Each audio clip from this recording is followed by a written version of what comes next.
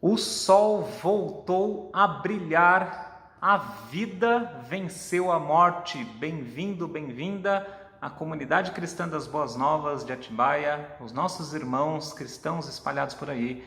E bem-vindo você também que recebeu esse vídeo, ou está aqui, clicando aqui, enfim, recebeu no seu WhatsApp ou onde quer que seja, você veio procurar aqui.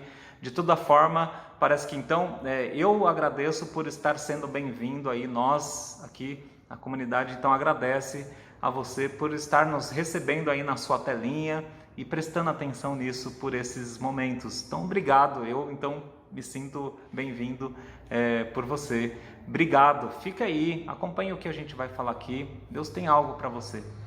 Por que o sol voltou a brilhar? Por que a vida venceu a morte? Você sabe, ou deve saber, que esse é o domingo de Páscoa, um domingo que se celebra a ressurreição de Jesus, aquele chamado o Cristo, o Messias, aquele prometido para a humanidade, para que resolvesse o problema da humanidade, enfim, reconectasse nós com Deus. Enfim, esse é o domingo, esse é o dia de celebração da vitória de Jesus sobre a morte. Mas, Rafa, calma aí. Primeiro que talvez você nem acredite nessas coisas e espera só um pouquinho que eu vou te dar pelo menos alguns argumentos bem rápido, mas também fica aqui para você ouvir esse papo do que o sol raiou de novo, a vida venceu a morte, mas a gente tem que pensar se o sol raiou é porque a noite, a escuridão estava reinando. Se a vida venceu a morte é porque a morte estava presente. E isso é presente na nossa vida, na nossa família, nos nossos relacionamentos. E você sabe, a nossa volta, nesse momento da história do Brasil e do mundo, a morte realmente está à nossa volta, está acontecendo. Então, como assim você está falando que tá tudo legal, tudo... Calma, vamos conversar sobre isso. Então, a primeira coisa eu entendo e faz todo sentido que a gente ainda esteja sentindo os efeitos do que está acontecendo ao nosso redor. 1 ano e pouco de pandemia é muita dor, é muita incerteza, é muita coisa de dor na mente, nas emoções, sem contar as famílias que estão sofrendo por causa das mortes mesmo, de ter alguém na família padecendo. Eu sinto muito por isso. Sinta-se abraçado e entendido de alguma forma por nós aqui também. Então não queremos minimizar a tua dor, o que você está passando, e queremos estender amor e compreensão e pedir para Deus cuidar desse momento aí. Independente de esferas de poder e níveis, e esferas, pensar em judiciário, legislativo, executivo, ou nível federal, estadual e municipal, eu peço muito para que você deixe tudo isso de lado e pense na vida. Como a gente quer pensar aqui, vidas humanas, uns aos outros. É isso que Deus chamou a gente para prestar atenção. Então eu sinto muito se você tem colhido ou tem sentido na pele muito mais do que talvez eu nesse momento. Mas também, lembrando que a gente tirando esse momento, saindo um pouquinho, levantando a cabeça aqui dessa parte da história da pandemia, fora disso também temos as nossas dores, as nossas noites, as nossas mortes físicas, sim, às vezes de relacionamentos e de emoções e partes da nossa vida. E a gente deixa até conteúdos aqui para você ver coisas sobre isso. Procura da alma, procura aqui também, tá bom? Mas então, as dores e essas coisas estavam presentes antes da pandemia, agora estarão depois. A gente sente essa coisa da dor. E sobre sexta-feira temos um vídeo aqui falando daquela coisa do choque da própria natureza entrando em luto e toda a existência ali num suspense por Jesus estar indo para a cruz, foi para a cruz, morreu pelos pecados da humanidade. Ele que não tinha pecado, padeceu. Ele que não tinha errado nunca, ao contrário, feito todo o bem. E se você entende bem isso, ele é a fonte de todo o bem. Ali estava padecendo na cruz. Que notícia terrível! Era bom, mas ao mesmo tempo angustiante. Essa foi a pior morte que a gente poderia pensar. O autor da vida. Mas como assim, né?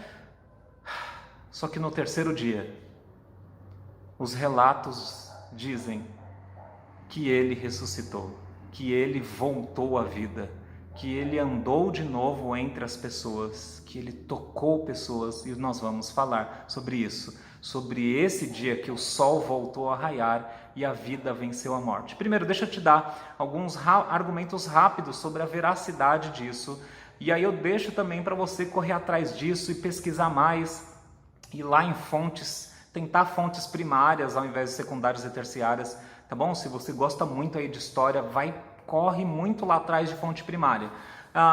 Rafa, como assim? Jesus ressuscitou, que base, né? É um negócio que vocês aí tem que crer só, né? É um negócio aí meio místico, né? Não. Toda a verdade e a fé que Deus nos traz, nos mostra, ela é uma firme certeza daquilo que não vemos, mas daquilo que é sabido. Então, a fé não é um negócio solto, não é um negócio assim, faça uma força positiva. Ela está ancorada e baseada em cima de uma verdade. Então, pode ser não visto por mim agora, mas foi visto, tocado, experienciado por outras pessoas. Primeiro, o sistema judaico, o sistema daquela sociedade, daquela cultura, Jesus era judeu. Jesus nasceu judeu, cresceu judeu, morreu judeu. Todos os seguidores dele ali da primeira etapa ali, que estavam ali, eram judeus, eram inseridos na cultura judaica.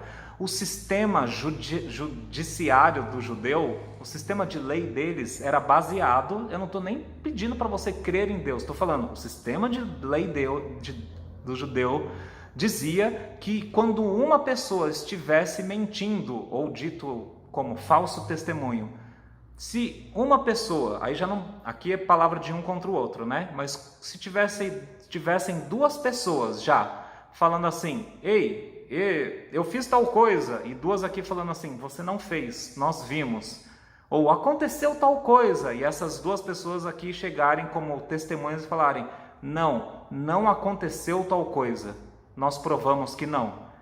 Esta daqui, já por causa do testemunho destas duas, né? A palavra tinha muito valor para aquela cultura, e aí por causa do testemunho dessas duas, o julgamento já estaria dando a execução de pode apedrejar essa mentirosa. Por isso que você vê também que Jesus falou muito assim, vocês serão minhas testemunhas, vocês serão minhas testemunhas. E aí, então uma das coisas é que o sistema judaico de leis não permitia que houvesse esse tipo de, um esquema de uma mentirinha. E uma coisa, se para forjar uma morte e uma ressurreição de alguém por tanto tempo, com tantas pessoas em volta, tanta gente, teria que ser um mega esquema. Bastassem duas pessoas falando, descobrimos, nunca aconteceu, pronto, ia por terra tudo isso. Lembra que o próprio judeu estava dividido entre Jesus ser ou não aquilo que ele dizia, Deus, Salvador da humanidade. Mas a crise que eles tiveram foi com justamente isso. Alguns falaram, não, ele não é Deus, não creio nisso não. Não, a gente está esperando outro. Está esperando outro Deus chegar. Então foi por isso que mataram Jesus. Quem quis condenar porque falou, não, ele está blasfemando, ele está falando que ele é Deus. Mas não porque eles viram o que viram o que ele fez. Inclusive as profecias disseram que o próprio Deus, o Messias, faria aquilo que Jesus fez. Enfim, o sistema judaico não permitiria uma historinha, tal. Eles teriam todo o poder para esmagar aquilo e falar, não, isso tudo é mentira. O que acontece depois da ressurreição é o contrário. É que eles tentam matar os judeus que creram em Cristo por conta de outra coisa, não por causa do relato da ressurreição. Eles matam, eles perseguem, eles expulsam, porque eles não querem ouvir falar que Jesus é Deus. Falam, não, vocês estão vindo com essa história aí, que Jesus é Deus, Jesus não é Deus. Não. Mas nunca contradisseram a ressurreição. E tinha muita testemunha ocular da ressurreição de Jesus. Então o próprio sistema de lei do judeu não permitiria passar essa mentira para frente. Então, é uma mentira? Não iria para frente. Aqueles que desvendariam isso teriam sido considerados os maiores heróis do judaísmo. Não teve isso. Quero que você pense também numa falta de interesse dos próprios apóstolos e aqueles que viveram aquilo com Jesus, antes, durante e depois. Eles tiveram uma falta de interesse de ficar maquiando para mostrar que eles eram, tipo assim, olha que caráter, olha que bonzão. O que eles fizeram foi contar a verdade o tempo todo, inclusive falando das mancadas e erros deles. Olha como eu neguei Jesus, olha como eu fiz isso. O próprio Pedro vai relatando para o Marcos escrever e alguns outros também para os seus redatores. E vai chegando as histórias e as testemunhas poderiam falar, exatamente, você negou mesmo, a gente viu, o cara perguntou, você conhece Jesus? Não conheço, na hora do julgamento. Não, mas você conhece, você andava com ele? Não, não ando. Então eles falaram a verdade até quando eles foram covardes, traidores uns de si, uns dos outros, a respeito dessas coisas, porque eles, não quero, Jesus vai morrer aí, eu não quero ir com ele não. Então tem uma falta de interesse de ficar maquiando e falando, olha como eu sou demais. Não, eu sou uma meleca, mas a verdade é a seguinte, eu sou uma meleca, mas aquele que estava com a gente o tempo todo ressuscitou. Tum!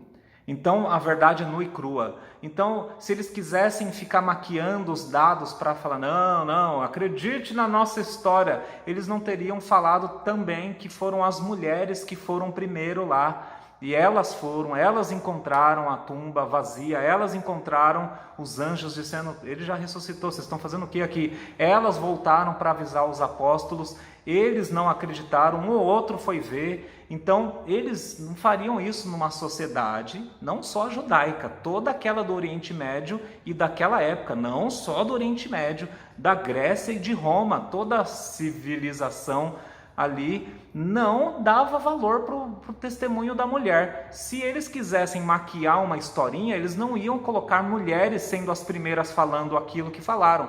Eles tiveram que ser sinceros de não falar, quer saber?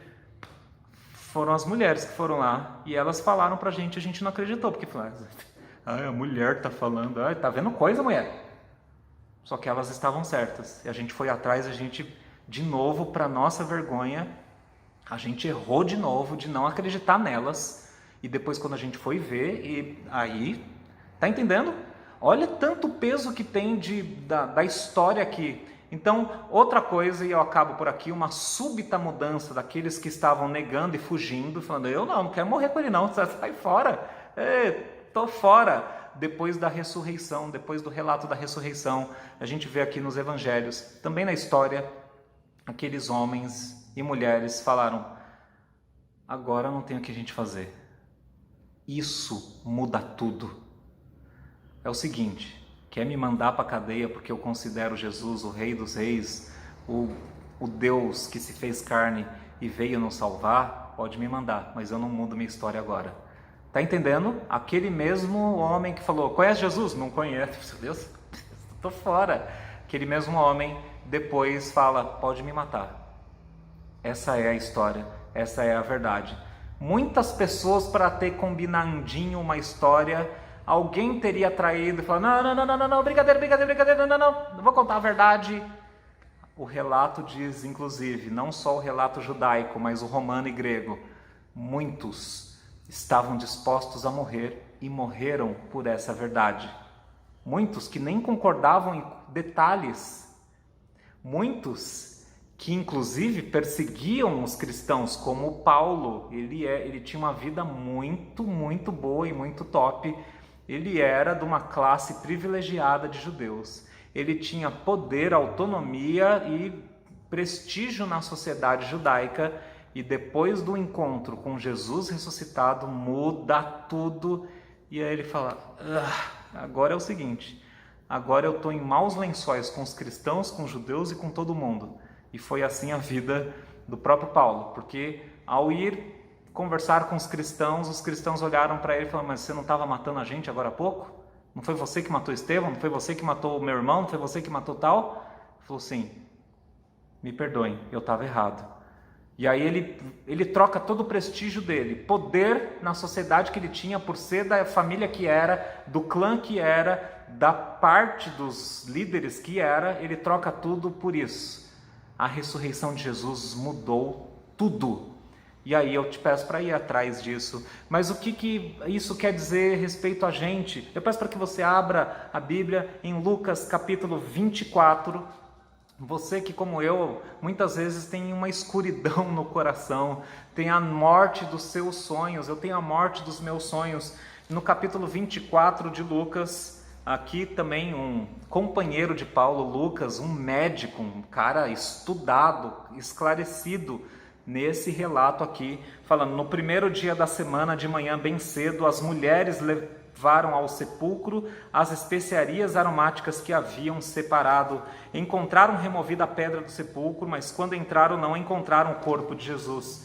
Ficaram perplexas, sem saber o que fazer. De repente, 2 homens com roupas que brilhavam como a luz do sol colocaram-se ao lado delas.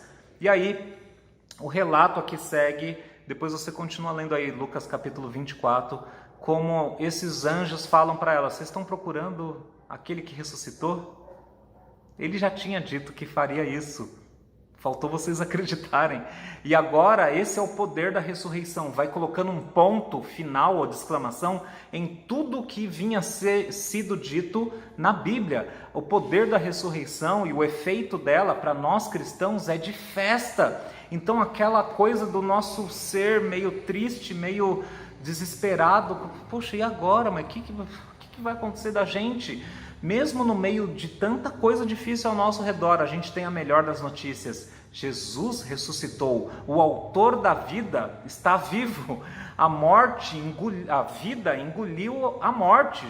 Com Jesus ressuscitando, a morte perde o seu poder. Não é o capítulo final das nossas vidas. E aí você tem o relato delas, cara, essa coisa assim de espanto, medo, e correndo para avisar os 11, né? Judas já tinha vazado porque tinha traído completamente Jesus, mas elas vão avisar, e aí tem toda essa dinâmica de gente indo atrás e para conferir e tal. Mas eu queria que você prestasse atenção do verso 13 em diante. Eu não vou ler tudo, mas por favor leia Lucas 24 do verso 13 em diante. Naquele mesmo dia, 2 deles estavam indo para um povoado chamado Emaús, 2 discípulos, não dos 11, mas do grupo maior de Jesus.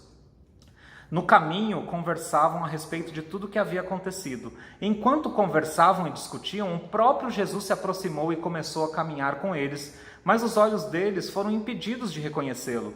E ele, Jesus, perguntou: sobre o que vocês estão discutindo enquanto caminham? Eles estavam indo embora de Jerusalém. O sonho deles acabou. Para eles, Jesus está morto. Eles estão indo para um lugar que fica a 11 quilômetros daquele lugar que eles estavam. Eles estão indo embora. Falaram: vamos fazer outra coisa da vida, vamos, sei lá. E Jesus pergunta do lado deles, sem eles reconhecerem Jesus ainda, né? E aí, o que vocês estão conversando aí enquanto vocês estão indo embora?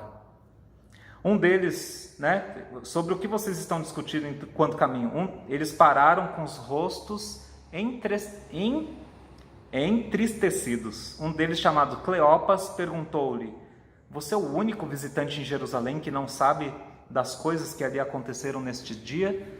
E aí eles continuam conversando com Jesus, sem perceber que é Jesus, e falam: paráfrase, você não sabe das coisas? Tinha um cara aí que a gente achou que era um profeta, ele era um homem que falava por Deus, e a gente achou que ele ia fazer maravilhas, e aí ele foi morto. E nós que achávamos que ele seria a redenção de Israel. No verso 21, e nós esperávamos que ele iria trazer a redenção de Israel. O sonho desses discípulos nem era tanto o que Jesus estava mostrando, mas era um sonho particular deles, de que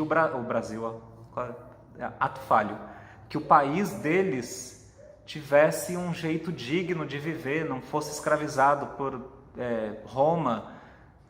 Tinha um sonho patriótico ali, de tudo e acima de todos e tal. Nós achávamos que ia ser esse cara aqui, o cara que ia botar tudo em ordem no nosso país.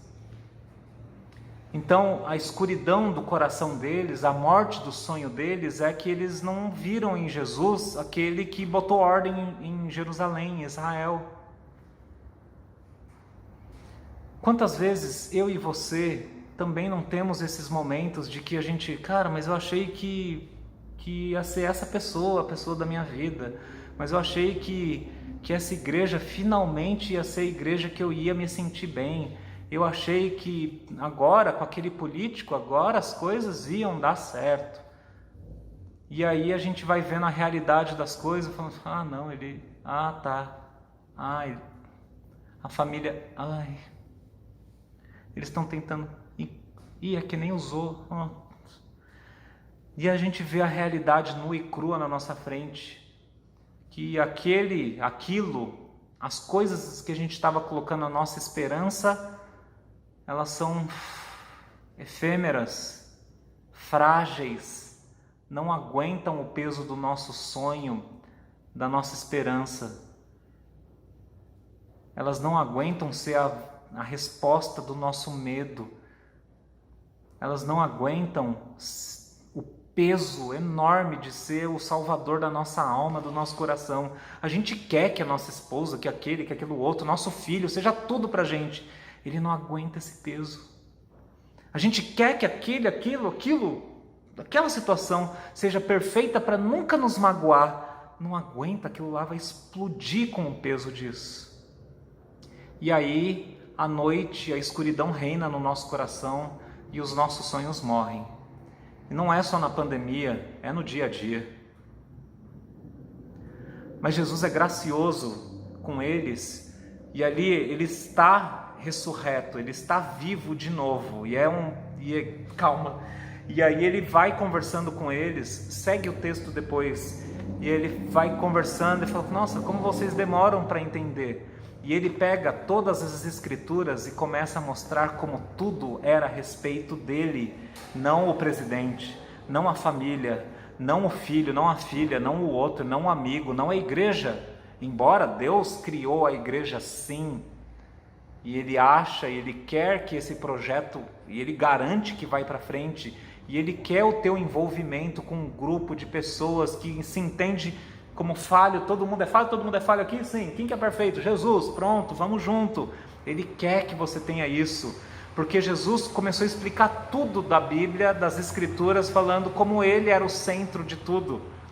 E aí mesmo assim eles não entendem muito, e aí ele pega, e aí para com eles, e senta, no verso 30 diz assim, quando estava à mesa com eles, tomou o pão, deu graças e partiu, como ele próprio foi partido na cruz, sofrendo pelos nossos pecados. E aí ele, com esses dois discípulos, ele parte o pão e dá para eles, então os olhos daqueles dois abrem de novo, eles veem, é Jesus, ele está vivo.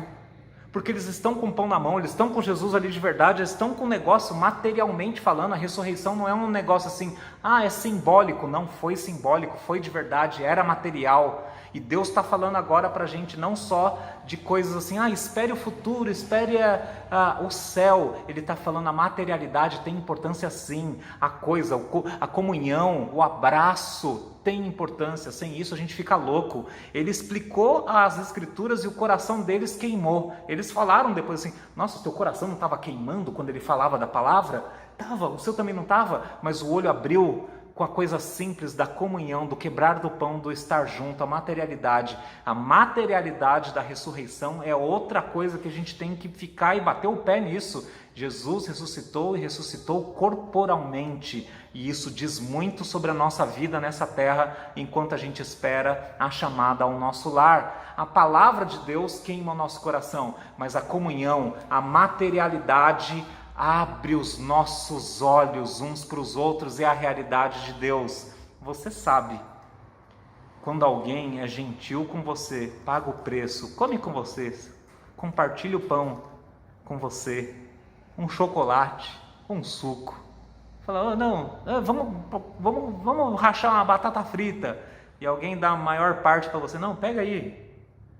Não, mas vocês estavam meio bravos um com o outro agora há pouco, mas tá junto de novo ali. E mesmo assim, não gostei muito não que ele falou aquela coisa lá pra mim. Mas aquela pessoa chegando ali, falou, toma mais batata aí que eu, meio sem jeito. Você sabe que isso vale mais do que 1000 palavras. É a materialidade da comunhão, do estar junto, do abraço. A gente sente falta disso na pandemia. Claro, porque Deus criou a gente como ser espiritual, mas também material. O sol raiou de novo. A vida venceu a morte porque Jesus ressuscitou. E a gente se alegra de novo e respira de novo. E deixa assim os nossos sonhos incompletos para trás e fala, ok, agora é o Senhor que manda. Logo depois desse relato, Jesus vai estar com os 11 também. E ali no meio deles, do verso 36 em diante, ele está ali e o pessoal meio assustado, meio não sei o que, fala, mas não é, mas não é. Ele fala, gente, bota a mão aí, toca aí, vai, pega materialidade, realidade. E essas pessoas depois testemunharam, nós vimos, nós tocamos, pode me matar. A gente está muito feliz nesse domingo. Não é pouca coisa que a gente está feliz, porque a gente relembra que o nosso Deus veio, se fez carne, viveu tudo isso que a gente está vivendo, sem nenhum erro, morreu no meu lugar, no seu lugar, mas não parou aí a história, ele ressuscitou e botou um ponto final de exclamação nisso. Ele está vivo, ele deu provas disso, e ele mostra que o que a gente vai ter também depois, quando formos ressuscitados em glória, não vai ser só ficar como fantasminhas cantando. A gente vai ter vida e vida física também, e mais expandida, e aí é outro assunto. Mas presta atenção na tua vida já hoje para ver se você não está só, um dia eu vou ser feliz. Hoje também é dia da tua felicidade, é dia de raiar o sol da existência de Jesus. É o dia da morte ser engolida pela vida e você respirar de novo e falar, quer saber? Eu vou fazer o que Jesus mandou fazer quando ele se apresentou vivo de novo. Ele falou, toca aí, beleza? Tá, tô vivo. Perceberam? Sentiram? Agora eu vou falar o que vocês têm que fazer. Vão e façam discípulos. A vida tá agora para a gente fazer isso. Mais gente conhecer Jesus, mais gente participar disso e participar da nossa vida, do nosso tempo, do nosso recurso, da nossa comida, da nossa roupa, materialidade sim. Fazer discípulo não é só ficar lançando palavras uns para os outros, falar se vira aí, é compartilhar da vida junto, materialidade sim, ok? E eu peço para que você abra nesse momento final em João capítulo 21, uma outra coisa linda que aconteceu. 21, depois... capítulo 21 de João. Aqui é outro momento que Jesus aparece para eles. É um momento lindo. Talvez Pedro, depois de ter negado Jesus 3 vezes, e ali naquela correria de coisas, sem conseguir falar com Jesus ressuscitado,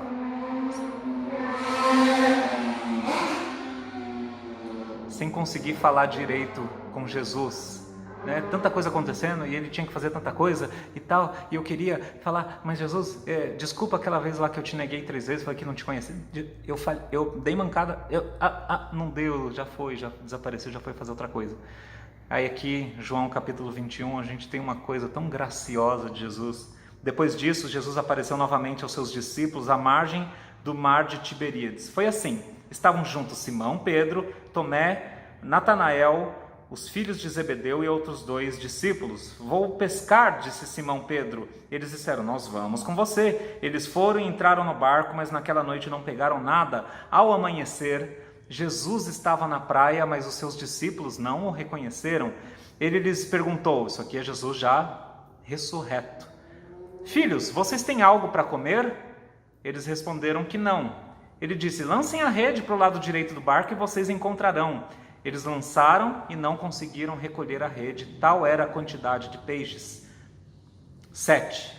O discípulo a quem Jesus amava disse a Pedro, aqui é João escrevendo, tá? O próprio João está falando isso aqui. Então, João disse para Pedro, é o Senhor. Simão Pedro, ouvindo-o dizer, vestiu a capa, pois havia tirado, e lançou-se ao mar. Os outros discípulos vieram no barco arrastando a rede cheia de peixes, pois estavam apenas a cerca de 90 metros da praia. Calma aí, eles estavam a 90 metros da praia. Pedro, quando ouviu João falando que era Jesus, Jesus está de novo aqui, hein? É ele, tenho certeza. Eu conheço essa fisionomia de longe, né? Acho que uma coisa de comunhão, né? De amizade. A gente... É Jesus, viu? Estamos a 100 metros, mas é Jesus. Pedro devia estar num desespero para ter um tempo com Jesus, para falar, não sei, às vezes só chegar perto de Jesus e falar, quer batata frita? Também? Oi, eu não sei, talvez ele não tivesse nem reação para pedir desculpa sobre quantas vezes ele negou Jesus e quantas vezes ele estava meio perdido das ideias sem saber o que Jesus estava falando direito. 100 metros da praia, Pedro se joga e vai nadando, que ele quer ver Jesus. O resto do texto nos diz que Jesus fala, gente, tem peixe aí? Eu já fiz uma fogueira aqui, tem uns pãezinhos, vamos comer? E aí Pedro, que deve ter nadado rapidamente para chegar primeiro para falar com Jesus, beleza, não, tem peixe sim, aí volta para ajudar os caras, então não foi agora que deu para conversar, aí volta lá, pega o barco, arrasta com os caras, traz peixe, aí eles fazem um negócio lá, comem materialidade, comer no espírito, não come. Olha como Deus está o tempo todo falando do ato sagrado de existir, da materialidade, né? Da gente estar junto e como dá, a forma que dá, mas se possível sim, estar junto, ter tempo junto, né? A gente não dá para ter tempo com milhões de pessoas, de verdade, com qualidade, não dá. Jesus investiu tempo em 12, mais de perto, 3. Tinha 70 em volta? Tinha, mas não eram 1000 que ele ficou discipulando. A igreja de Jesus eram 70 pessoas. E ele disse que era importante estar com essas. E aí, verso 15, depois de comerem, Jesus perguntou a Simão Pedro, Simão, filho de João, você me ama mais do que a estes? Disse ele, sim, Senhor, tu sabes que te amo. Disse-lhe Jesus, cuide dos meus cordeiros. Novamente Jesus disse, Simão, filho de João, você me ama? Sim, Senhor, tu sabes que te amo. Pastorei minhas ovelhas, disse Jesus. Pela terceira vez, ele lhe disse, Simão, filho de João, você me ama? Pedro ficou magoado por Jesus lhe ter perguntado pela terceira vez, você me ama? E lhe disse, Senhor, tu sabes todas as coisas, sabes que te amo. Disse-lhe Jesus, cuide das minhas ovelhas. Ele fala mais coisas, ele fala um pouquinho como Pedro vai meio que terminar a vida, e ainda fala para Pedro, chega aí, vamos trocar uma ideia. Saiu andando e Pedro foi junto com ele, e aí o livro termina assim, tão lindo com essas coisas. Mas você viu que o Jesus ressuscitado, ressurreto, vivo, em carne também, vai ter tempo com Pedro para restaurar Pedro, independente das palavras, que palavra que é o amor de um, que palavra que é o amor de outro. Claramente ele pergunta 3 vezes, porque Pedro foi perguntado 3 vezes se conhecia Jesus. Você conhece Jesus? Eu? Não. E agora Jesus, vivo, ressurreto, fala, Pedro, não vou nem perguntar se você me conhece, você me ama. 3 vezes. É gracioso de Jesus e é lindo da ressurreição que a gente celebre que o sol raie de novo, a vida vai engolindo a morte dos nossos erros. Jesus já pagou o preço na cruz, agora ele só está ajudando Pedro se entender de novo consigo mesmo. Fala, e aí, cara? Mancada lá, né? Aquelas paradas lá que você fez, né? Mas e aí? Pedro, não, eu amo.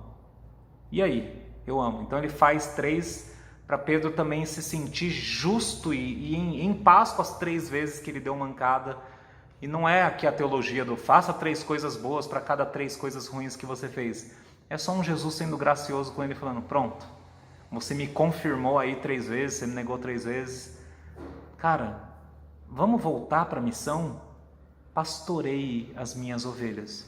De novo, é um assunto aqui, né, de pastorear ovelhas. Será que Jesus não quer grupos, não quer pessoas sendo cuidadas e cuidando umas das outras, mas também tendo líderes? Quer. Mas olha que lindo, é o poder da ressurreição de raiar a vida em cima da morte. Pedro não teve nem muito... Jesus foi e fez por ele. Ele falou, beleza, tá beleza? Aquilo lá não era bem aquilo, né? Não era, eu neguei mesmo, eu fui meio fraco e tal. E agora, posso raiar a luz de novo na tua vida? Pode, Senhor, vem. Me inunda de vida de novo e vamos deixar esse erro para trás. O que eu faço? Continua na missão. Amado, amada, a ressurreição de Jesus é uma ótima notícia, não só para ligar a gente ao céu e falar, tudo que foi dito foi cumprido. Isso sim também. Tudo que foi dito foi cumprido à risca. Então, então a mensagem ela está toda também completa. Paulo diz em 1 Coríntios que falou, mas se Jesus não ressuscitou, nossa mensagem aqui não interessa, né? O que adiantaria ele ter morrido e ficado morto? A gente estaria que nem bobo aqui um para o outro, não adiantou. Quem que venceu a morte? Quem venceu o pecado? Quem venceu o mal? Ele, porque ele ressuscitou. E disso também, da ressurreição, vem a nossa teologia, o nosso conhecimento de Deus e o que Deus fala pra gente sobre o nosso corpo. O trabalho importa, a sexualidade, a pureza, o nosso cuidado também com a nossa vida material, física, importa e muito. Né? Paulo diz isso, Jesus morreu e ressuscitou para nos dar uma nova vida, e já uma nova vida com esse corpo que você tem, já é habitado pelo Espírito Santo de Deus. Então tome cuidado com o teu corpo também. Não, já sou de Jesus, já estou no céu, agora eu vou viver de qualquer jeito. Não, a ressurreição toca isso também. Cada poro do teu corpo vai ter que ser inundado com a vida de Deus. Então, a beleza da ressurreição é uma boa notícia, é o sol raiando, é a vida que vence a morte, não só para esperar a eternidade, isso sim também, mas para o hoje e para o agora. A ressurreição é a materialidade do caso de Deus. Num julgamento cósmico, ele está apresentando as provas, falando, aqui está a prova de que eu venci, Jesus vivo. É a prova de tudo, é a prova de tudo que foi escrito, tudo que foi prometido, tudo foi cumprido, e o que falta ser cumprido, se Jesus ressuscitou, o resto também acontecerá. É a prova da vitória. Não adianta a gente falar, vencemos, mas cadê a prova? Cadê o troféu? É Jesus vivo, é Ele no trono, Ele está com a bandeira aqui do inimigo, fala, já peguei a bandeira do inimigo, está aqui, está aprovado, a morte não é nada para a gente. Bora! É a razão de tudo fazer sentido, é a conclusão, é a vital da obra redentora de Jesus, é a parte crítica da obra redentora de Jesus, é a evidência que sela a mensagem que a gente carrega, é a realidade, é o poder de Deus para transformar a morte em vida. É também o ponto de equilíbrio entre o material e o espiritual. A gente nem só fica falando, um dia no céu, e nem só vamos viver porque... A ressurreição mostra o equilíbrio das duas coisas, falando, é o espiritual, mas também é o material. Pega, toca, vê aí. Jesus falou, Ele ressuscitou, é a nossa alegria. Se Ele fez isso, Ele é capaz de nos levar para o nosso lar, e até lá a gente cumpre o que Ele pediu e ordenou para que cumpríssemos, fazer discípulo. Por onde quer que a gente se movimente, esteja em corpo, em igreja, mas em movimento. Em nome de Jesus, que Deus alegre teu dia hoje em celebração a Ele. Vivamos com esse sol que voltou a raiar e essa vida que venceu a morte. Nosso Rei Jesus.